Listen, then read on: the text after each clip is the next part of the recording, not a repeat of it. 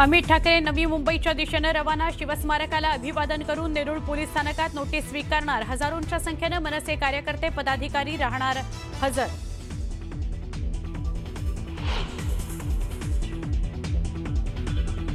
भोरमध्ये जरी सत्ता अजितदादांची असली तरी राज्याचे मुख्यमंत्री देवेंद्र फडणवीस आहेत, हे लक्षात ठेवा। मतदान दादांना करायचं की फडणवीसांना हे तुम्ही ठरवा। जाहीर सभेत चंद्रकांत पाटलांचं मोठं विधान।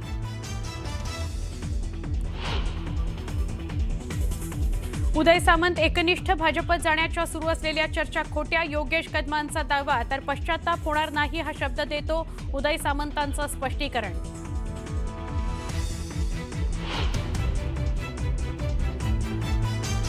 रावसाहेब दानवे आणि आमदार बबनराव लोणीकरांचं अखेर मनोमिलन। आमच्यात आता कोणताही वाद नाही, दोघांनी वाद मिटवला। परतूरमधील कार्यक्रमात रावसाहेब दानवेंचं मोठं विधान।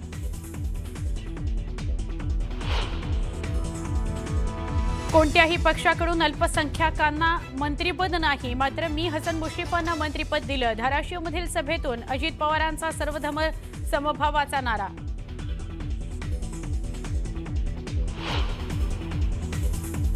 भारताचे 52वे सरन्यायाधीश भूषण गवई निवृत्त होणार, त्यांच्या जागी न्यायमूर्ती सूर्यकांत होणार। 53वे सरन्यायाधीश।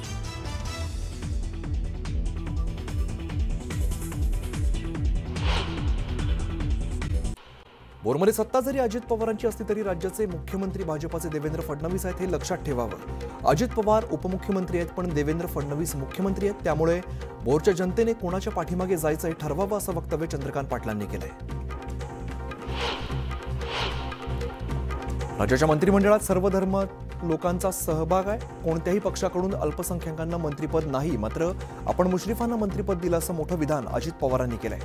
त्याचबरोबर अजित पवारांनी सर्व जातीच्या मंत्र्यांची नावं भर सभेमध्ये वाचून दाखवली, त्यामुळे अजित पवारांनी आता सर्वधर्म समभावाचा नारा दिल्याची चर्चा जोर धरू लागली आहे। आगामी नगर परिषद निवडणुकीच्या पार्श्वभूमीवर तळेगाव दाभाडे या ठिकाणी पोलीस प्रशासन आणि निवडणूक विभागाच्या वतीने वाहन तपासणी मोहिमेला सुरुवात करण्यात आली। पोलिसांनी शहरातील प्रमुख चौक, महामार्ग, प्रवेशद्वार आणि संवेदनशील भागांमध्ये नाकाबंदी करत वाहनांची तपासणी सुरू केली आहे।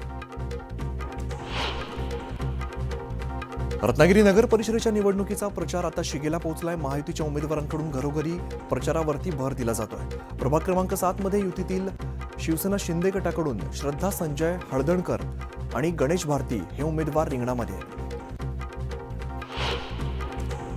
संगमनेर नगरपालिका निवडणुकीमध्ये शिवसेना शिंदे गटाच्या आमदाराने भाजपाच्या माजी नगरसेविकेचे तिकीट नाकारलं असल्याचा आरोप करत थेट बंडखोरी करत नगराध्यक्षपदासाठी उमेदवारी अर्ज कायम ठेवलाय। इतके वर्ष पक्षात काम करून आमच्यावरती अन्याय झाल्याची भावना मेघा भगत यांनी व्यक्त केली आहे, तर अमोल खताळ हे निवडणुकीतील राग आमच्यावरती काढत असल्याची टीका दीपक भगत यांनी केली आहे। घुगुस नगर परिषद ही चंद्रपूर जिल्ह्यामध्ये नव्यानेच तयार झालेली नगर परिषद आहे, त्यामुळे ग्रामपंचायतीकडून नगर परिषदेकडे वाटचाल करणाऱ्या शहराचा पहिला नगराध्यक्ष कोण होणार आणि कोणाची सत्ता येणार याबाबत सर्वांमध्ये उत्सुकता आहे। या नगर परिषदेसाठी 22 नगरसेवक निवडून द्यायचे असून नगराध्यक्ष पद हे अनुसूचित जातीच्या महिलेसाठी आरक्षित आहे।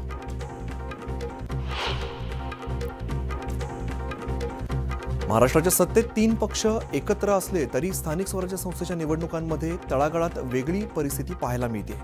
छत्रपती संभाजीनगर जिल्ह्यामध्ये शिंदे सेनेचे सर्वाधिक आमदार आहेत, त्यामुळे आमचाच उमेदवार असायला हवा असा आग्रह आहे। जिल्ह्यामध्ये 60 ठिकाणी निवडणूक होत असून सर्वाधिक ठिकाणी भाजप आणि शिंदेची शिवसेना आमनेसामने आली आहे। शिरूर नगर परिषदेत विद्यमान आमदार आणि माजी आमदारांची प्रतिष्ठा पणाला लागलेली असून या ठिकाणी दोन्ही राष्ट्रवादी, शिवसेना आणि भाजप एकमेकांविरोधात ठाकलेत। मात्र जनता आम्हालाच विकासाच्या जोरावरती संधी देईल असा विश्वास माजी आमदार अशोक पवार आणि महाविकास आघाडीच्या राष्ट्रवादी शरद पवार पक्षाच्या नगराध्यक्षपदाच्या उमेदवार अलका खांडरे यांनी व्यक्त केलाय। सांगलीच्या तासगाव नगर परिषदेमध्ये माजी खासदार संजय काका पाटील यांनी वंचित बहुजन आघाडीसोबत युती केली आहे। स्वाभिमानी विकास आघाडीच्या माध्यमातून ही निवडणूक लढवली जाते। लातूर जिल्ह्यातील औसा या ठिकाणी राष्ट्रवादी काँग्रेस उमेदवाराच्या प्रचारार्थ उपमुख्यमंत्री अजित पवार यांची सभा उधळून लावण्याचा इशारा अखिल भारतीय छावा संघटनेचे प्रदेशाध्यक्ष विजयकुमार घाडगे पाटील यांनी दिलेला होता। मात्र त्यापूर्वीच लातूर पोलिसांनी घाडगे पाटील यांना ताब्यात घेतल्यामुळे अजित पवारांची सभा विना अडथळा पार पडली। पुण्याच्या शिरूर नगर परिषदेमध्ये महायुतीत बिघाडी झाली आहे. दरम्यान आम्ही महायुतीसाठी प्रयत्न केला, मात्र सहयोगी पक्षांनी प्रतिसाद दिला नाही, अशी खंत राष्ट्रवादीचे आमदार माऊली कटके यांनी व्यक्त केली आहे. मुंबई नगरपालिकेने जाहीर केलेल्या प्रभाग आरक्षणावरती 229 हरकती सूचना दाखल करण्यात आलेल्या आहेत. यावरती आता पालिका सुनावणी घेऊन 28 नोव्हेंबर रोजी अंतिम आरक्षण विहित नमुन्यामध्ये सादर करणार आहे. नगरपंचायत, नगर परिषद आणि जिल्हा परिषदा महापालिका निवडणुकीमध्ये भक्कमपणे लढण्यासाठी शिंदे सेनेने पक्षातील ज्येष्ठ नेते, खासदार आणि आमदारांची जिल्हा संपर्क प्रमुखपदी नियुक्ती केली आहे. निवडणूक कार्यक्रम पूर्ण होईपर्यंत संपर्क प्रमुखांनी त्यांच्या जिल्ह्यातच थांबावं, असे निर्देश सुद्धा पक्षाचे मुख्य नेते आणि उपमुख्यमंत्री एकनाथ शिंदे यांनी दिले. मुंबई महापालिका निवडणुकीत मनसेला सोबत घेण्यावरून महाविकास आघाडीत पुन्हा एकदा मतभेदांचं वादळ उठलंय. मवियातील काँग्रेस, उद्धव सेना आणि राष्ट्रवादी शरद पवार गटाच्या वेगवेगळ्या भूमिका समोर आल्यात. तर दुसरीकडे ज्येष्ठ नेते शरद पवार यांच्या उपस्थितीत झालेल्या बैठकीत मुंबईच्या पदाधिकाऱ्यांनी मनसेसोबत घेण्याची तयारी दर्शवली आहे. राज्यातील 29 महापालिकांच्या निवडणुकीच्या तयारीचा भाग म्हणून मतदार याद्यांचे प्रभागनिहाय विभाजन संबंधित महापालिका आयुक्तांच्या स्तरावरती पूर्ण केलं आहे. या प्रारूप यादीतील चुका, हरकती आणि सूचनांसाठी नागरिकांनी 27 नोव्हेंबरपर्यंत महापालिकेकडे अर्ज दाखल करावा, असं आवाहन राज्य निवडणूक आयोगानं केलं आहे.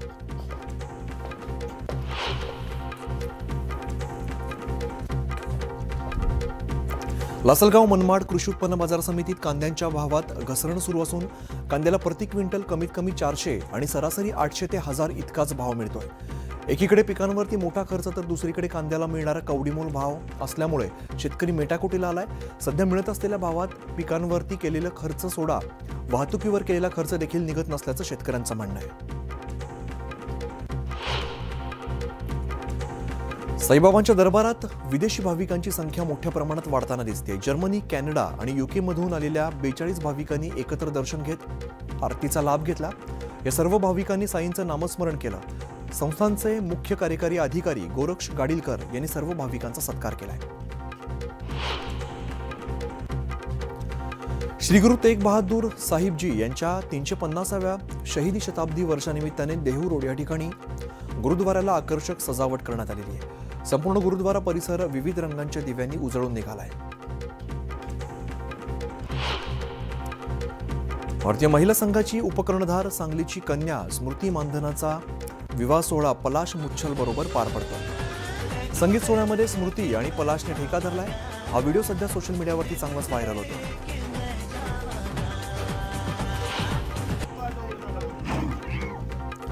पुण्याच्या आंबेगाव तालुक्यातील गवारवाडी या ठिकाणी वन विभागाने लावलेल्या पिंजऱ्यामध्ये एक बिबट्या जेरबंद झालाय. मानवी वस्तीत बिबट्याचा मुक्त संचार आणि बिबट्याचे हल्ले वाढल्यानंतर वन विभागाकडून पिंजरे लावण्यात आले.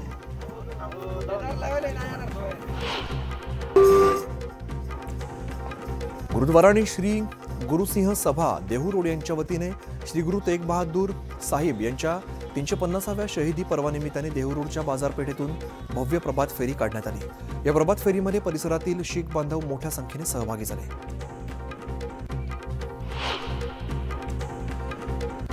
जळगावमध्ये 4 दिवसीय राज्यस्तरीय कृषी महोत्सव पार पडला. यावेळेला उत्तर महाराष्ट्रातील शेतकऱ्यांचा गौरव करण्यात आला. या महोत्सवात शेतकऱ्यांनी नवनवीन तंत्रज्ञानाबाबत माहिती देण्यात आली आहे. उल्हासनगरमध्ये शिंदे सेनेच्या पदाधिकाऱ्यांकडून भाजपात प्रवेश केलेल्या माजी नगरसेवक बेहनवाल यांच्या समर्थकांना मारहाण करण्यात आली. मारहाणीचा व्हिडिओ मोबाईलमध्ये चित्रित करण्यात आलाय. मात्र या सगळ्या प्रकारामुळे शिवसेना शिंदे गट आणि भाजपामध्ये प्रचंड राजकीय तणाव निर्माण झाला. कराड विमानतळ परिसरातील एका गावातील आजारी महिलेसोबत दवाखान्यात गैरवर्तन करण्याचा प्रयत्न केल्याचा धक्कादायक प्रकार समोर आला. या डॉक्टरला संतप्त ग्रामस्थांनी बेदम चोप दिला असून त्यास पोलिसांच्या हवाली करण्यात येत आहे. या प्रकरणी कराड शहर पोलीस ठाण्यामध्ये गुन्हा नोंद करण्यात आला आहे. शहापूर रस्त्यावरती कारचा भीषण अपघात झाला. अपघातात 3 जण गंभीर जखमी झालेत. अपघातानंतर कारने पेट घेतलाय. MSRDच्या अर्धवट रस्ते कामामुळे अपघातांची मालिका सुरू असल्याचं पाहायला मिळत आहे. नागपूरच्या रामटेक जवळील कांद्री माईन परिसरामध्ये भरधाव कारच्या धडकेमध्ये 2 शेतमजूर महिलांचा जागीच मृत्यू झालाय. अपघातानंतर परिसरात तणावाची स्थिती निर्माण झाली तर संतप्त नागरिकांनी कारला आग लावण्याचा प्रयत्न केला. छत्रपती संभाजीनगरच्या 7 हिल उड्डाणपुलावरती 3 वाहनं एकमेकांवरती आदळल्याने विचित्र अपघात झाला. एका भरधाव वेगाने जाणाऱ्या कार चालकाने अचानक ब्रेक लावल्यामुळे हा अपघात झालाय. या अपघातात 5 वर्षाच्या चिमुकल्याचा मृत्यू झालाय.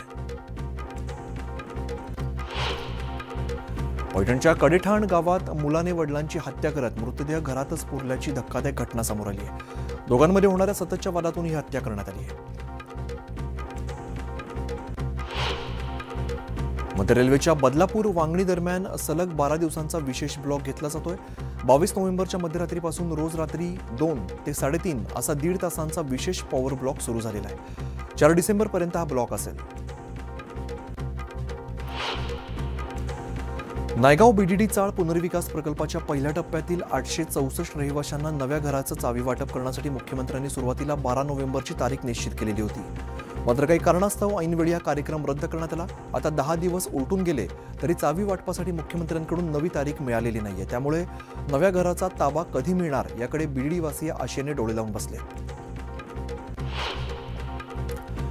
शुक्रवारी घसरण झालेल्या सोने चांदीच्या भावामध्ये शनिवारी पुन्हा वाढ झाली. सोने 1,700 रुपयांनी वधारून 1,24,000 रुपयांवरती पोहोचले. तसंच चांदीच्या भावात 3,200 रुपयांची वाढ होऊन ते 1,56,500 रुपयांवरती पोहोचले. सिडकोने आपल्या गृहनिर्माण इतिहासातील महत्त्वपूर्ण पाऊल उचलत पहिल्यांदाच प्रथम येणाऱ्यास प्रथम प्राधान्य या तत्वावरती घरं विकण्याचा निर्णय घेतलाय. पहिल्या टप्प्यामध्ये 4,508 घरांची योजना जाहीर झालेली असून शनिवारपासून ऑनलाईन अर्ज नोंदणीला सुरुवात करण्यात आली आहे.